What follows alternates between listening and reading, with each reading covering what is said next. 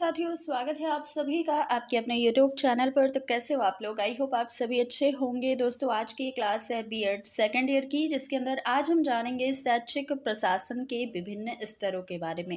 देखिए, शैक्षिक प्रशासन की अगर बात की जाए तो ये 3 स्तरों पर कार्य करता है। एक तो केंद्र स्तर, दूसरा राज्य स्तर और तीसरा स्थानीय स्तर या लोकल बॉडीज। तो 3 स्तरों पर कार्य करता है और इन्हीं 3 स्तरों को आज हम इस क्लास में जानेंगे। तो आप लोग वीडियो में अंत तक बने रहिएगा और वीडियो पसंद आएगी तो लाइक शेयर भी कर दीजिएगा। तो चलिए क्लास को स्टार्ट करते हैं। सबसे पहले हम शैक्षिक प्रशासन के बारे में कुछ मोटा मोटा जान लेते हैं, कुछ थोड़ी बहुत बातें। और इसके पहले हमने कई सारी क्लासेस दी हैं जिसमें शैक्षिक प्रशासन के बारे में हमने चीज़ों को जाना है। तो पिछली क्लासेस को आप लोग जरूर देखा कीजिए और आगे जो क्लासेस आएंगे उन्हें तो आप लोग देखा ही कीजिए। तो देखिएगा, शैक्षिक प्रशासन की अगर बात की जाए तो यह बहुत ही व्यापक है। शैक्षिक प्रशासन का क्षेत्र बहुत व्यापक है, यह शब्द भी बहुत व्यापक है। क्यों व्यापक है? क्योंकि इसके अंतर्गत वह सारी चीज़ें आती हैं जो विद्यालय से संबंधित होती हैं या फिर विद्यालय के अंदर सीखने सिखाने की प्रक्रिया को बेहतर बनाया जाए, या जो भी उपलब्ध साधन है विद्यालय के अंदर या शिक्षण संस्थाओं के अंदर जो साधन उपलब्ध कराए हैं उनकी पूर्ति हो सके, उनका उपयोग किया जा सके और जो उद्देश्य से बनाए गए हैं उनकी पूर्ति हो सके। तो ये सारी चीज़ें जो हैं वो शैक्षिक प्रशासन के अंतर्गत आती हैं। और शैक्षिक प्रशासन जो है उपलब्ध साधनों के द्वारा, जो साधन उपलब्ध है उन्हीं के द्वारा सीखने सिखाने की प्रक्रिया या आप कह सकते हैं टीचिंग लर्निंग प्रोसेस को उत्तम बनाने का प्रयास करता है या फिर काफ़ी बेहतर बनाने का प्रयास करता है शैक्षिक प्रशासन। तो आप कह सकते हैं कि शैक्षिक प्रशासन में वो सारी चीज़ें आती हैं जो विद्यालय से संबंधित हैं, विद्यालय में उद्देश्य जो बनाए गए हैं उनकी पूर्ति से संबंधित हैं या फिर सीखने सिखाने की चीज़ों से संबंधित है।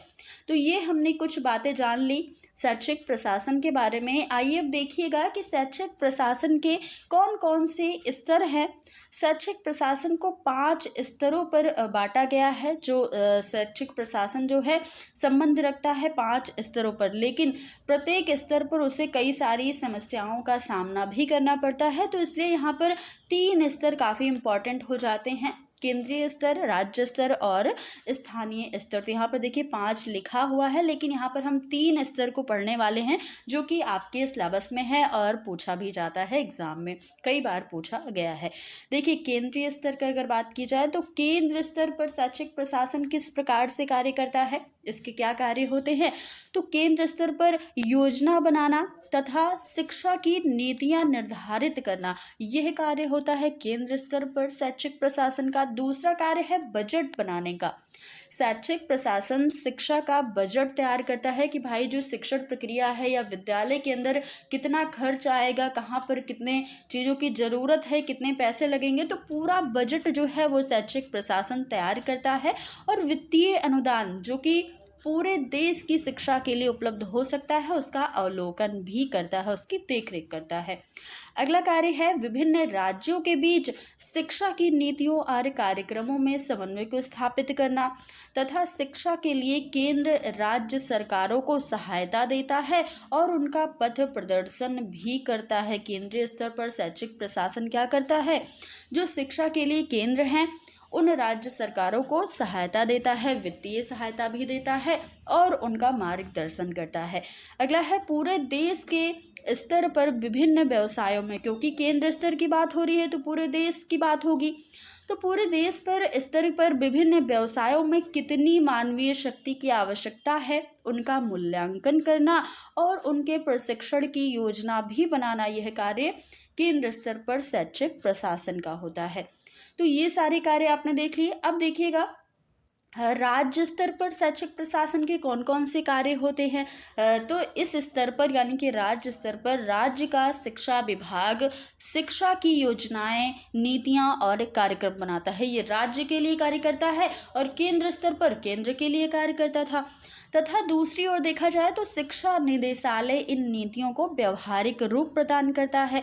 राज्य स्तर पर शिक्षा विभाग का सबसे बड़ा अधिकारी कौन होता है, तो शिक्षा मंत्री होता है। ये क्वेश्चन क्वेश्चन आपको वन लाइनर में भी पूछा जा सकता है। बीएड में तो नहीं पूछा जाएगा, लेकिन आगे जो परीक्षाएं हैं आपकी सीटेट, यूपीटेट जैसी परीक्षा आप अगर देंगे वनडे एग्जाम, तो उस तरीके की परीक्षाओं में ये क्वेश्चन पूछा जा सकता है, तो ये ध्यान रखिएगा। तथा उसकी सहायता के लिए कौन होता है, तो उप मंत्री भी होता है।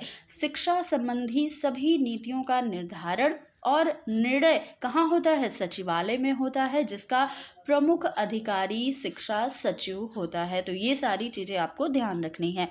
शिक्षा सचिवालय के द्वारा निर्धारित नीतियाँ, योजनाएं और कार्यक्रम को राज्य में क्रियान्वित करने का कार्य शिक्षा निदेशालय का होता है। और ये राज्य और शिक्षण संस्थाओं के बीच क्या करता है, एक कड़ी का काम करता है। कौन, शिक्षा निदेशालय। शिक्षा निदेशालय का प्रमुख अधिकारी जो है वो शिक्षा निदेशक होता है, जो कि शासन की नीतियों को अमल में लाता है या फिर कार्य में लाता है। अब ये हो गया राज्य स्तर पर शैक्षिक प्रशासन के कार्य जो कि आपने देखा। अब देखेंगे तीसरा जो है स्थानीय स्तर या लोकल बॉडीज। तो देखिएगा, स्थानीय स्तर पर अधिकतर प्राइमरी शिक्षा का ही प्रशासन होता है। कहीं कहीं पर माध्यमिक और कॉलेज स्तर के भी विद्यालय स्थानीय स्तर के द्वारा ही चलाए जाते हैं, लेकिन अधिकतर जो है वो प्राइमरी विद्यालय ही चलाए जाते हैं स्थानीय स्तर पर। निजी संस्थाओं के द्वारा जिन विद्यालयों का संचालन किया जाता है, जो प्राइवेट स्कूल होते हैं, उनका संचालन किया जाता है, वो दो प्रकार के होते हैं। पहला तो वे विद्यालय जिन्हें शासन अनुदान के रूप में आर्थिक सहायता प्रदान करता है, और दूसरा वे जिन्हें शासन की किसी भी प्रकार की आर्थिक सहायता नहीं मिलती। तो दो प्रकार के प्राइवेट कॉलेज होते हैं, प्राइवेट स्कूल होते हैं, जिन्हें एक तो वैसे होते हैं जिन्हें सरकार से कुछ सहायता मिलती है, आर्थिक सहायता, लेकिन एक ऐसे होते हैं जिन्हें सरकार की ओर से कोई भी उन्हें आर्थिक सहायता नहीं होती है। तो ये दो प्रकार से कार्य करते हैं। तो ये आपने देखा, 3 स्तर पर शैक्षिक प्रशासन के कार्य होते हैं, केंद्र, राज्य और स्थानीय स्तर पर। तो ये आज का हमारा टॉपिक था। आई होप आपको क्लास समझ में आई होगी।